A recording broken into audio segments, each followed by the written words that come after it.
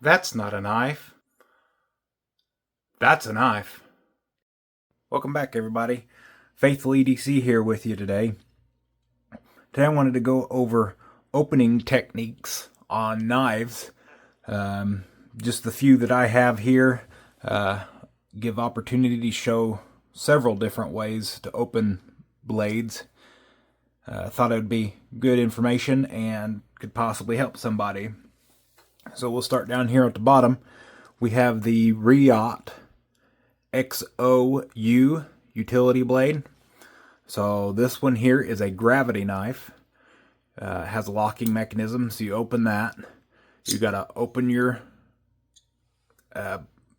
handle open and then tilt it forward, and that's where the gravity comes in. And then you shut your handle and lock it back. And so that is a gravity form of opening your blade. So if you get real good, you can do it quick. Gravity knife. Gravity opening mechanism. So that's one variation with the Riot XOU. And of course we all know the nail nick, slip joint. It's got a half stop, full stop, no locking mechanisms whatsoever. So, sorry, I guess I should show you the knife here. So, half stop and close. So the nail nick with no locking mechanism. That's another version. This one here is the OTF. Everybody knows what the OTF is. Double action, push up, blade goes out, suck it back, the blade comes in. So that is the OTF action. This one here we have an OTS. This one here is you only push this button and the blade shoots out the side. So there you go. That's version number 4. Press the button again to get the blade back in. Has a locking feature. So button activated, out the side, knife. This one here is a little bit different. This one's a Benchmade. This one's the partial auto immunity. It also has a locking mechanism. And the way that you open these knives is you pull back on the axis lock. So axis auto lock. Pull back on the axis lock and the blade shoots out the side. So I'll do it with one finger here. You're going to see this axis lock. Pulled that back and that opens the blade. And again, you got to pull that back to retract the blade. We have a blade hole, the Spyderco PM2 blade hole.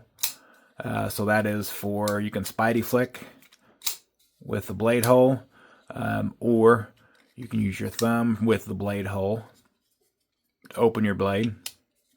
There's no other opening mechanism on this other than that blade hole. So we've got the blade hole, and you can see there's a couple more up here that have blade holes, but they also offer different techniques to open. This one is thumb stud with the axis lock. So if you remember on this Benchmade, how I pull this axis lock back and it opens. If I pull the axis lock back on this Osborne here, nothing happens. So you got to use the thumb stud. So real quick action to shoot it out the side with your thumb with the thumb stud. They also make thumb discs, which are like round discs that sit on top of your blade. Not for the Benchmade though. But that is another thumb disc / thumb stud is an opening mechanism. Let's get this auto put back up. So as you see here, we've got the Concept Egress. This one has the blade hole, like I mentioned. You can Spidey flick just like you can the Spyderco Para 2, but it also has the front flipper. And so you use this little piece here to push the blade open with your thumb, and it opens up. Some people can do it with their finger. I just can't. I've not learned that one yet. So thumb on the front roll, and then it opens that one. This one here looks a lot like our Benchmade with a thumb stud, but this is an assisted open. So you use the thumb stud, and you just barely have to start it.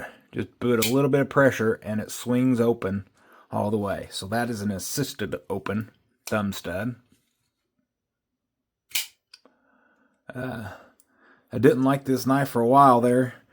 I actually tried to sell it, and I'm glad nobody bought it, because I've actually started to enjoy this knife a little bit more. It's a good rugged utility knife to have around.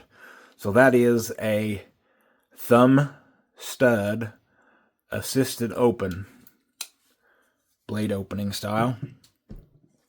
This one here has a combination of the thumb stud and the thumb hole, the blade hole.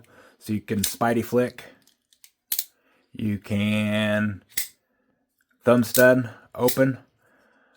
So there's a combination of both options of the blade hole and the thumb stud. But we all know everybody opens these with the shark lock there. You just pull down on the shark lock, see how that blade opens up? That releases the spring tension. Thumb stud, blade hole, and shark lock. This one's pretty cool. Very fun and fidgety. This one here offers a little bit of a nail nick like our slip joint, and also flipper only. So there's no thumb stud. You can't get it to go out. So this one requires the flipper tab to be activated to get the blade to open. Recently learned this one here. Use your finger and your fingernail. I think I cut my fingernails off. I don't know if I'll be able to do it, but let's look. Yep, we have the nail nick in this blade on both sides, so you could do it ambidextrous, whichever one you want. But I'm right-handed, so I'll show you this way. You could use your nail nick or the flipper tab as a way to open this. You could also use the button lock to open that blade for a third option.